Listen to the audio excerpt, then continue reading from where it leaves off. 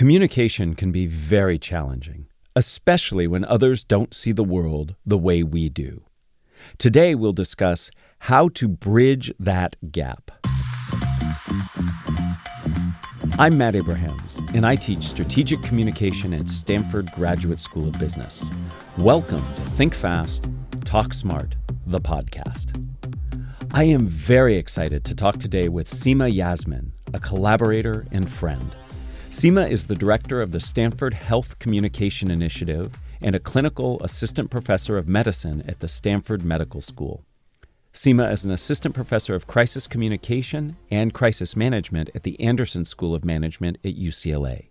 She is a doctor, an Emmy Award-winning journalist, and the author of 5 books, her latest of which is called What the Fact? Welcome, Seema. Thanks for being here. Thank you for having me, Matt. It's great to talk to you. Yeah, the last time we talked, I was actually being interviewed by you for some video we were doing, so I'm glad that the tables are a bit turned. You get to enact your revenge. It was a pleasure. I'm ready for it. It's okay. Give me your worst. I'm going to give you my best. Let's get started. As I've gotten to know you over all these years, one thing is very clear to me. You are a master communicator. You write, you teach, you coach, and you've even done a little bit of stand-up comedy. I'm curious if you have any overarching approach to your communication, any guiding principles you use? Empathy and respect for your audience. So knowing your audience, understanding what their expertise is, because they're experts in things you're not, and then connecting with your audience through empathy and compassion, that is at the heart of my communication strategies. I absolutely have seen that play out when I've seen you teach. You really are empathetic. Much of your work focuses on communication in healthcare or about healthcare topics. What lessons do you teach healthcare professionals like doctors and nurses? And can you relate those lessons to those of us outside of healthcare? I remind them, I would say. I suggest, guide, and remind that you don't know it all.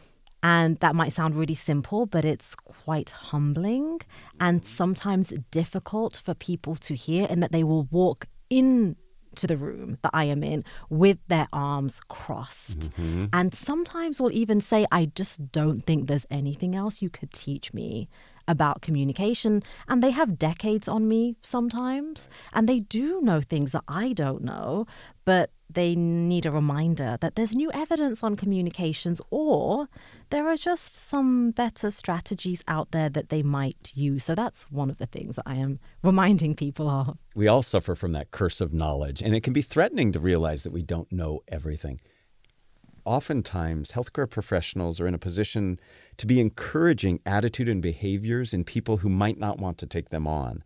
For example... No, that never happens to us. No, Life I'm sure. is just easy. Yeah, I mean, eat less or eat differently, exercise more. Can you provide some insight into how we can motivate people to do things that they may not want to do or feel capable of doing? Yeah, behavior change is at the cornerstone of all of this. And I've literally just come off the phone with an auntie who lives across an ocean who won't get her flu shot because the COVID vaccine caused all these problems. And I'm like, no, it didn't. And you really need your flu shot. So to that point, right, I'm going to have a different conversation with her than I am with my friend who's got a DRPH from Harvard who also doesn't want to get the flu shot. They have 2 very different reasonings. And what often happens in medicine, and perhaps at large, and you might know more about that, is this idea that I have a message I want to get across. The message is going to help you. It will aim to convince you to get vaccinated, but it does none of the intelligence gathering or the listening at the beginning that garners the information you need to effectively communicate with a person, even just to understand, why does my auntie really passionately not want the flu shot? And why does my friend over in Cambridge not want the flu shot? Completely different reasons, and therefore I'm going to use quite different approaches. So what I'm hearing is a couple things. You have to really think about what's motivating the behavior or lack of the behavior and the attitudes that go with it. And then you have to craft messaging that's different and specific. So there's no peanut butter approach where you just spread the same message across, and you really have to focus. That requires a lot of effort and time. Yes, it does, and it should. That this is not an easy fix. And in the context of coaching I do, where it's with physician leaders or clinicians at large, people will come in with that, tell me what I can do in the context of an 8-minute consult. And I'm like, I get it because I've been there. 12 minutes is hard. 8 minutes is horrible. What can you do in that 8 minutes to convince my auntie, for example, if you're her GP, to get the flu shot? Probably not going to convince her to get the flu shot, but you might convince her to come in the next month for another blood sugar check. You might convince her that you're actually a really open-minded person who won't berate her for her particular belief. And her experience, and many will tell you this, has been, I'm not even going to share this information with you about my belief on the science, on the vaccine stuff, because I just know you're going to tell me I'm silly and I should just do a thing. So my advice often to people is, it's not going to be a one and done conversation. Realistically, what can you do in that first conversation, in that 8 minutes, in that 80 minutes, whatever you have, that can leave the door open for further communication? I hear two things there that are really important. One, it's about the connection and the relationship that you build. And there's an incremental approach that you have to think about over the long term. How can I move this person in that direction? I think we have become very transactional. We want it right now. And when it comes to attitudinal change and behavioral change, it might take time. Oh my gosh, especially when you remind yourself, and I go into the detail of this in What the Fact, belief is not just about fact. This is why a conversation with my aunt, for example, or with somebody about vaccines can get so heated. It's not really about the vaccine. Our belief is so much to do with our belonging to a community. Our belief is so deeply intertwined with our identity. So when you're saying to someone, I disagree with you about your perspective on masks, actually there's a whole set of clouds around them that are geopolitics, history, language, dialect, culture, faith, family history, hierarchies in their community, and yet we're just talking about the vaccine and we're just talking about the 16 ingredients in the vial. I promise you many times that is not going to work because you're erasing all the rest of that person. You're neglecting the fact that what they believe is entrenched in them, and it's to do with their sense of belonging and their sense of identity. A lot of that doesn't make sense when you think about it from an intellectualist point of view, but it makes complete sense when you think about it from an interactionist point of view. And you talk to the evolutionary biologists who remind us, hey, you're alive today because your ancestors a long time ago were able to survive predatory species by banding together. That belonging really occurred because of shared beliefs. It was wrapped up in our survival. You are reminding us of something that has been mentioned a few times on this podcast about we have to understand the entirety of the situation that the person is in that we're communicating with, not just the specific issue. And you also highlight the notion between understanding and agreeing. I can understand your perspective, but I don't necessarily have to agree with your perspective. And when we come from that position, I think it opens up collaboration and dialogue that often gets shut off. So let's get to what's the fact. When it comes to fake news and extreme ideas and positions, do you have any advice on how we can effectively debunk those lies or distorted truths that others in our lives hold to be true? What can we do to help reduce the difference between us and them? There's a lot of research on this and it's fascinating. And I'm sure you've heard or already spoken about the illusion of explanatory depth. But let me share that as one great strategy because I love this story. It's the idea that often the people who hold the strongest views, they're the most passionate about something, when asked, well, how do tax policies to cut carbon emissions really work? Might be the same folks who are like, I don't know. And I don't say this, again, because compassion, empathy, hello, not saying it to shame anyone, because shame actually not a helpful motivator.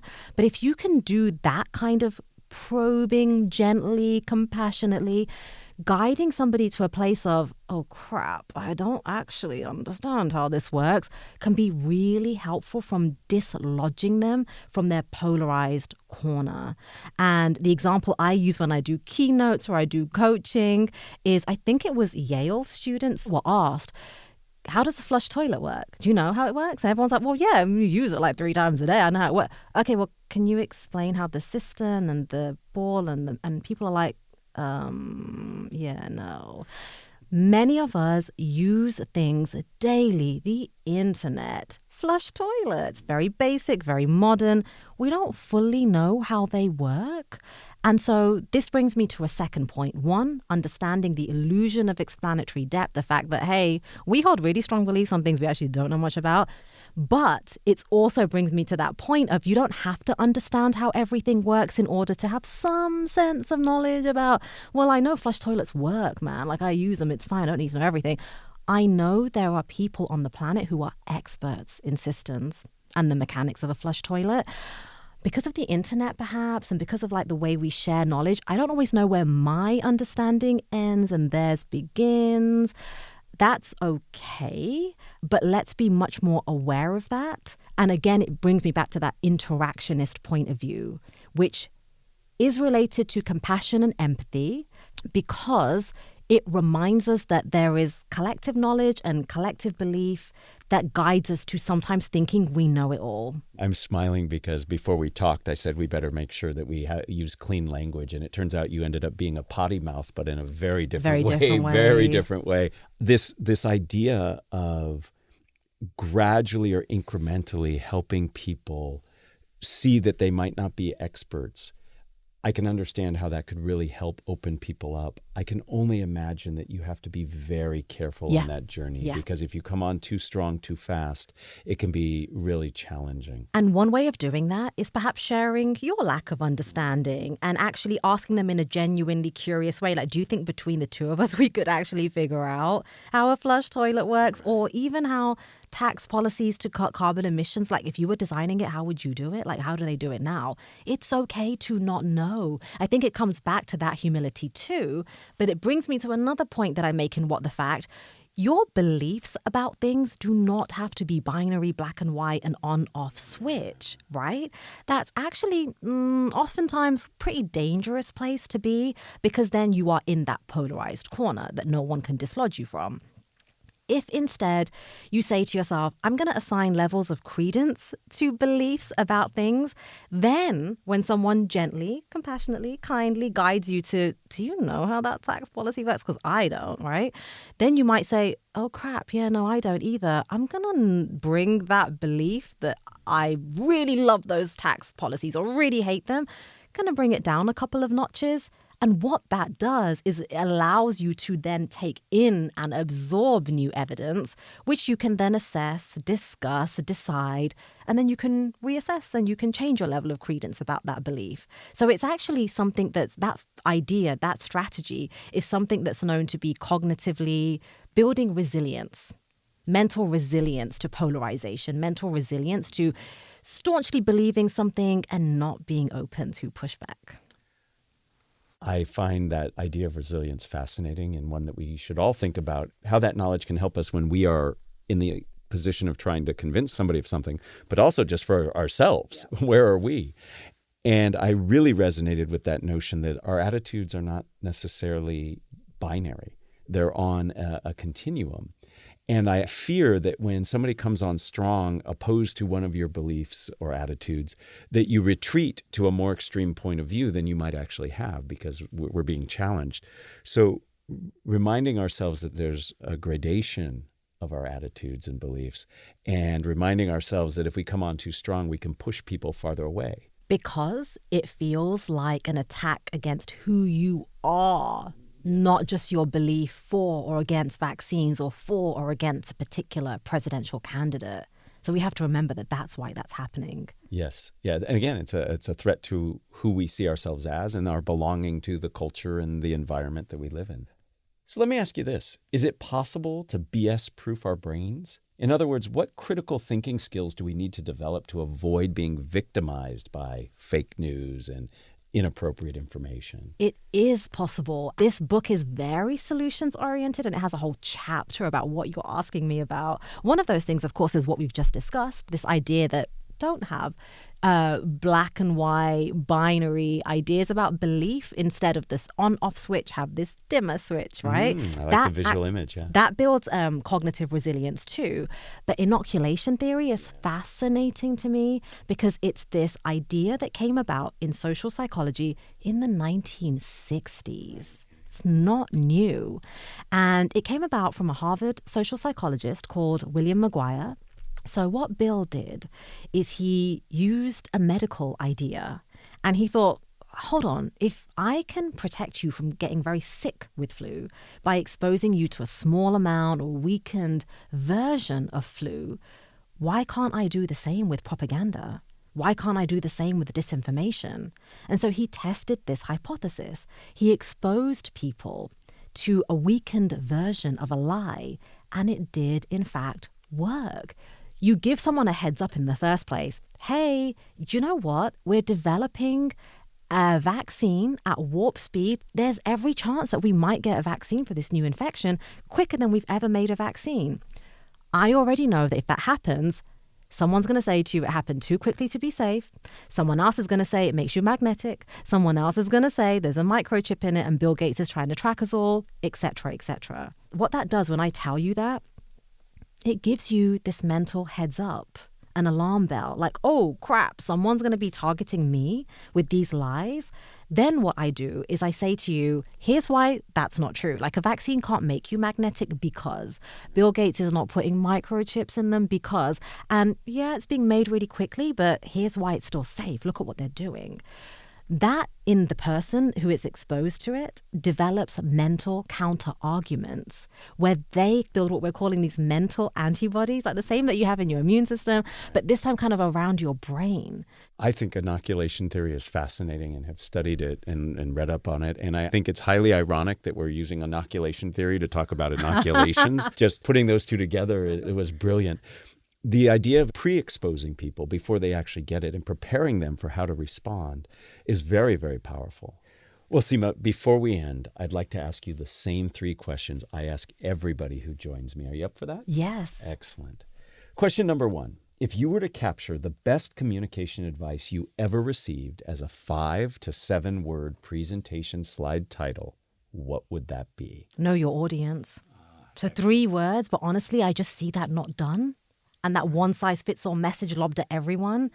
Every audience is not the same. Please adjust your messaging. Very consistent. You've been talking about empathy and the need to really reflect, and knowing your audience is absolutely critical. I'm going to be really curious to hear your answer for this, given that I know you well. I'm curious who you're going to pick, but who is a communicator that you admire and why?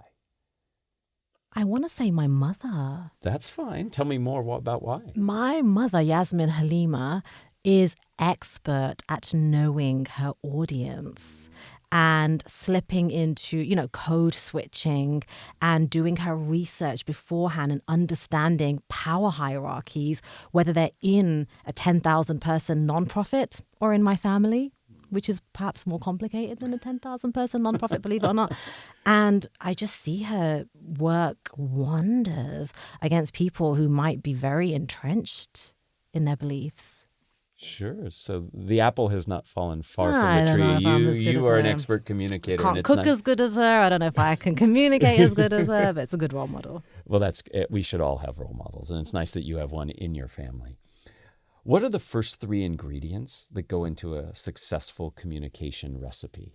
You already know. Well, I know at least 1 or 2 of them. Give me all 3. The listeners right now could probably just guess. She's going to say compassion. Yeah. I am. She's going to say empathy. Yes, I am. And the third one for successful communication, honesty and fun. So you hyphenated it to sneak it in. Yeah. So I can completely see how candor and honesty is very important. Talk to me about fun, because a lot of the topics you write about and you talk about, they're not really fun. In some cases, they're life and death. No, some of them aren't. So true. How do you keep your positive perspective when you're dealing with some of these really challenging issues? I've taken up trampolining and gymnastics. Really? And my instructor is like, he's in Cirque du Soleil and he's amazing. And one of the things I say to him before a class is like, let's do upside down stuff because I need to look at the world differently. And honestly, there are just days where I'm like, I just need to see everything upside down. I need a different perspective. I love that you shake things up. You always have, and your energy and enthusiasm are fantastic. And thank you. We have all learned so much from you. We've gained insight into techniques that have been around, some for a long time and some that are newer, that can help us be not only better communicators, but better critical thinkers. And I appreciate that. And in conclusion, I would just say best of luck with your new book. Thank you. Talking to you is like a master class in like you could check the boxes of all the excellent tips and strategies that you use that we teach people to use in effective communication. So it's great talking with you. Thank you so much for having me. Thank you. And flattery will get you everywhere. Yay.